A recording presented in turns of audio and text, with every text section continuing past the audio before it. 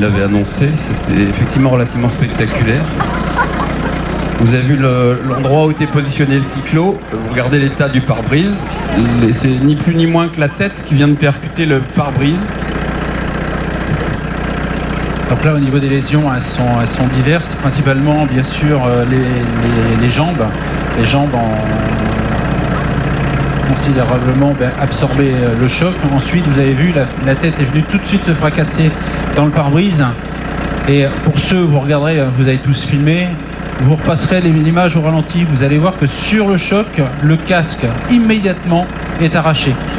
Le casque est tombé plus loin et en fait, lorsqu'il a percuté le pare-brise, il n'était plus casqué le moteur, vous verrez.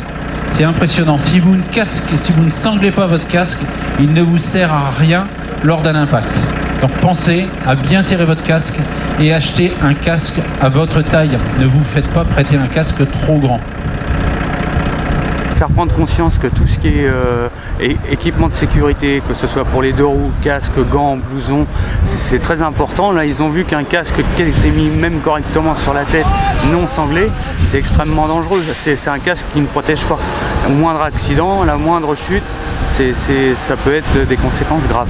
Donc c'est pour vraiment leur montrer les conséquences qu'il peut y avoir, même avec des vitesses qui sont assez... on va dire 50 km/h, il n'y a rien d'extraordinaire.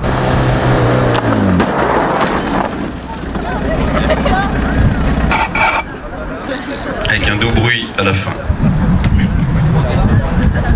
Voilà, comme vous avez constaté, il y a un enfoncement qui est quand même impressionnant sur le latéral. Doute, si vous êtes passager effectivement de ce véhicule, vous allez avoir des commotions, c'est-à-dire que le fait d'avoir une percussion latérale, en règle générale, le corps il est plutôt habitué à prendre de face, plus rarement sur les côtés.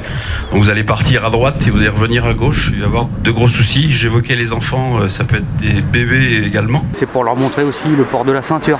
Ils sont assez choqués sur la percussion contre le cyclo avec le mannequin, parce que c'est vrai que ça fait un bruit énorme. Ça explose, comme vous pouvez voir sur la 309, le pare-brise côté passager est complètement explosé. La tête est venue le fracasser. Et ça fait un bruit assez violent, et voir ce mannequin voler qui fait quand même 60 kg, c'est marquant, quoi. C'est surtout pour marquer, parce que bon, tout ce qu'on voit à la télé, ça reste que des images. Là, ils ont le direct, ils ont le bruit, ils ont tout.